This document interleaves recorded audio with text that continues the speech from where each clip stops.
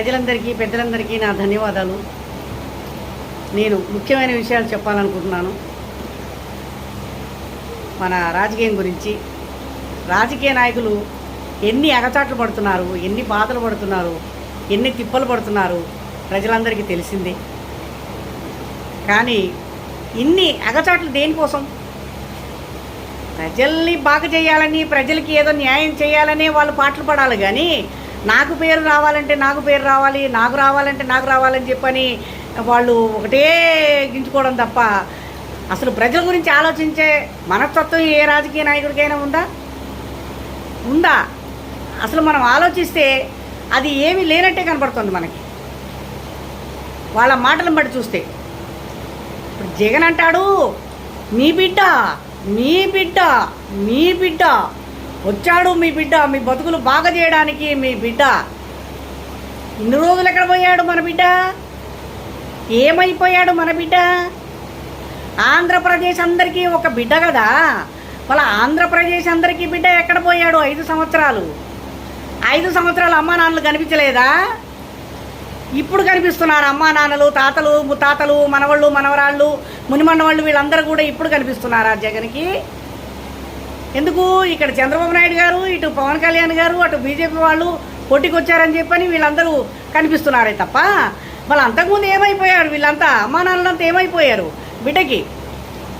సొంత అమ్మని చెల్లెల్నే అవతలకి తోసిన వాడు ఇప్పుడు ప్రజల్ని పట్టుకొని మీ బిడ్డ వచ్చాడు, చెప్తా ఉన్నాడు, మాట్లాడుతూ ఉన్నాడు, ఇట్లా మాట్లాడుతూ ఉండా మీ గురించి, అట్లా మాట్లాడుతూ ఉండా మీ గురించి అని చెప్పని కోతలు కోస్తున్నాడు, కోతలు రాయలాగా.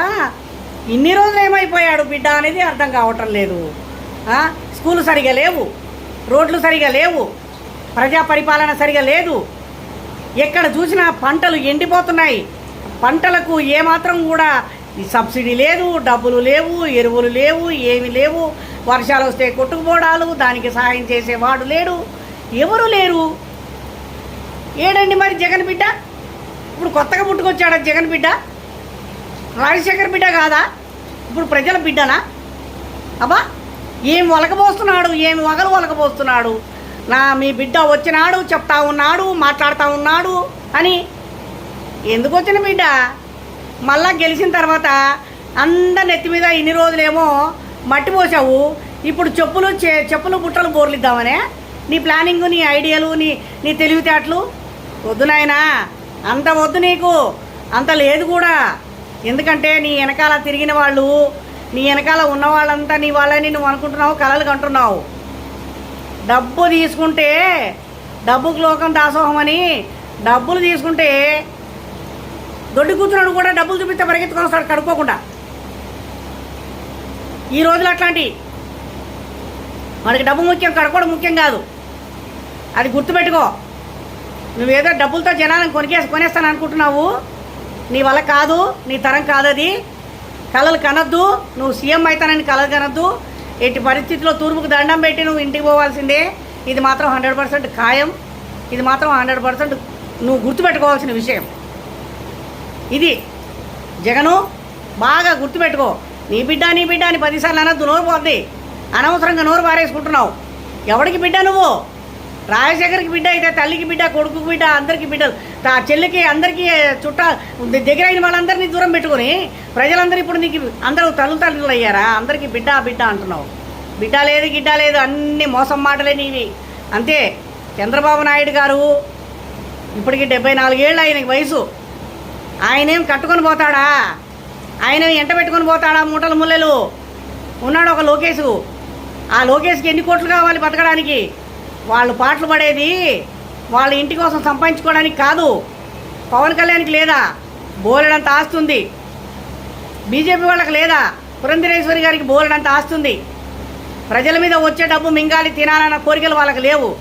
ఆంధ్రప్రదేశ్ని బాగా చెయ్యాలి, ఆంధ్రప్రదేశ్ని చక్కదిద్దాలి, ఆంధ్రప్రదేశ్లో ప్రజలందరూ కూడా బాగుండాలి అని ఒక పట్టుదలతో వాళ్ళు ముందుకు వస్తున్నారే తప్ప నీలాంటి దుర్మార్గం బుద్ధి పెట్టుకొని మాత్రం వాళ్ళు ముందుకు రావటం లేదు. వాళ్ళ మీద వీళ్ళ మీద ఏడుస్తావే తప్ప నీ మీద నువ్వు ఏడు అంతేగాని వాళ్ళ మీద వీళ్ళ మీద ఏడవద్దు నువ్వు. దానివల్ల ఉపయోగం లేదు. అది గుర్తుపెట్టుకో జగన్. నువ్వు వాళ్ళు వస్తే ఏ విధంగా ఇప్పుడు ఇన్ని రోజులు నువ్వు ఏం చేసావో ఇప్పుడు వాళ్ళు ఒక 5 సంవత్సరాలు వస్తే వాళ్ళు ఏం చేస్తారని చెప్పనేది నీకు అర్థమవుతుంది, ప్రజలకి అర్థమవుతుంది.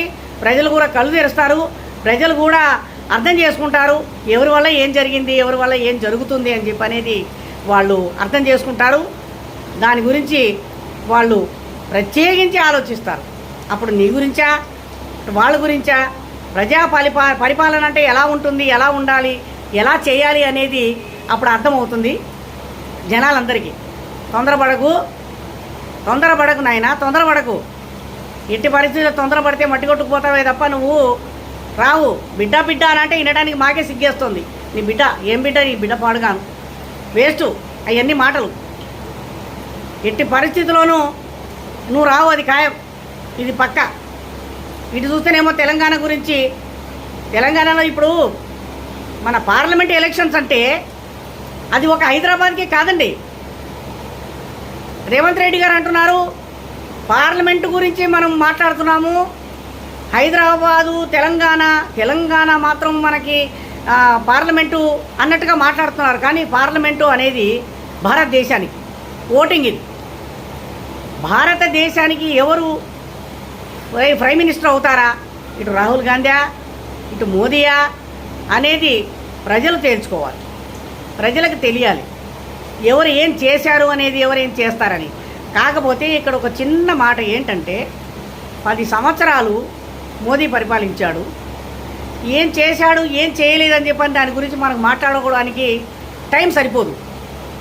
కాబట్టి రాహుల్ గాంధీ గారు ప్రైమ్ మినిస్టర్ కావాలని చెప్పని భారతదేశం అంతా కోరుకుంటుందా, లేదా హైదరాబాద్ తెలంగాణ మాత్రమే కోరుకుంటుందా? ఇది మీరు ఆలోచించాలి. రాహుల్ గాంధీ గారు ప్రైమ్ మినిస్టర్ అయితే ఒక 5 సంవత్సరాలు ఆయనకి ఛాన్స్ ఇస్తే ఆయన ఏం చేస్తాడు, ఏం చేశాడు, ఏం చేయబోతున్నాడు అనేది మనకి అప్పుడు అర్థమవుతుంది.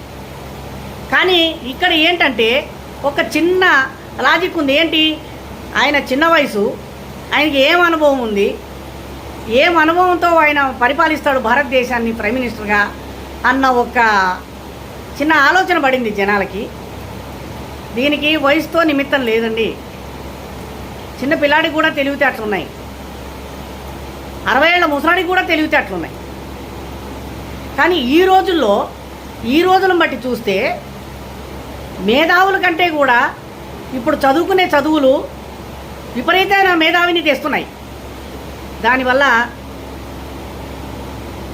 పరిపాలించవచ్చు. చదువుతూనే ఉంది కొంతవరకు. ఒక్క వంతు చదువు ఉంటే మనిషికి 99 అంతల తెలివితేటలు ఉండాలి. ఒక వంతు రూపాయిలో 1 పైసా చదువు ఉంటే 99%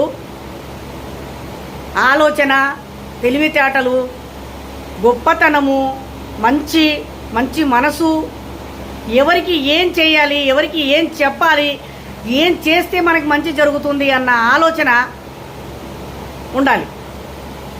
అంతే తప్ప చదువుతో గొప్పతనం కాదు, చదువు వల్ల వచ్చే గొప్పతనం కాదు. తెలివితేటలతో మనం ముందుకు వెళ్ళేదే గొప్పతనం. అది చదువు అందరూ చదువుకుంటారండి. పెద్ద మేధావులు ఉన్నారు. సంస్కృతం దగ్గర నుంచి ఎంతో చదివిన వాళ్ళు పెద్ద వాళ్ళు ఉన్నారు. అయినా చదువు కిందనే తెలివితేటల కిందనే చదువు. తెలివి గొప్పది. తెలివి ఉంటే ఏదైనా మనిషి సాధించగలడు. దానికి తోడు చదువు కూడా ఉండాలి. కాకపోతే అది పని చేసుకొని బతకడానికి ఈ సాఫ్ట్వేర్లకి ఇలాంటి వాళ్ళకి చదువు కావాలి. మూటకట్టం చేసుకున్న వాడికి చదువేందుకు? ఇప్పుడు సాఫ్ట్వేర్ ఇంజనీర్ సాఫ్ట్వేర్గా చేసేవాడు పెళ్ళం పిల్లలను జాకుతున్నాడు, ఇల్లు కట్టించుకుంటున్నాడు. మూట పని చేసేవాడు పెళ్ళం పిల్లలను జాకుతున్నాడు, ఇల్లు కట్టించుకుంటున్నాడు. మూట పని చేసేవాడు బాగానే బతుకుతున్నాడు, చదువుకున్నాడు బాగానే బతుకుతున్నాడు. తేడా ఏముంది? ఇక్కడ చదువు కాదు ముఖ్యం, తెలివితేటలు ముఖ్యం. సంపాదించే సామర్థ్యం ఉండాలి, ఎదుటి వాళ్ళతో మాట్లాడే తెలివితేటలు ఉండాలి. దానివల్ల మనిషి పైకి వస్తాడే తప్ప డబ్బుతో కాదు, చదువుతో కాదు. ఈ రెండూ కావు. తెలివి కావాలి. మనిషి మాట్లాడాలంటే తెలివి కావాలి. ఆలోచన కావాలి. దానివల్ల మనిషి ముందుకు రాగలుగుతాడు. అంతే తప్ప దానికి మించింది ఇంకొకటి లేదు. జనాలు అర్థం చేసుకుని మోదీ రావాలా, రాహుల్ గాంధీ రావాలనేది ప్రజల మీద ఆధారపడి ఉంది. ప్రజలే నిర్ణయించాలి దానికి. ఏ ఒక్క మినిస్టర్ కూడా మోదీకి ఓటేయద్దు, రాహుల్ గాంధీకి ఓటేయద్దని వాళ్ళు, మోదీకి ఓటేయద్దని వీళ్ళు చెప్పకూడదు. ఎట్టి పరిస్థితుల్లో చెప్పకూడదు. ఎందుకంటే అది ప్రజల మీద ఆధారపడి ఉంది. ఇప్పుడు ఆంధ్రప్రదేశ్లో చంద్రబాబు నాయుడు గారికి ఓటేయాలా, జగన్కి ఓటేయాలా, అది ప్రజలు నిర్ణయించాలా.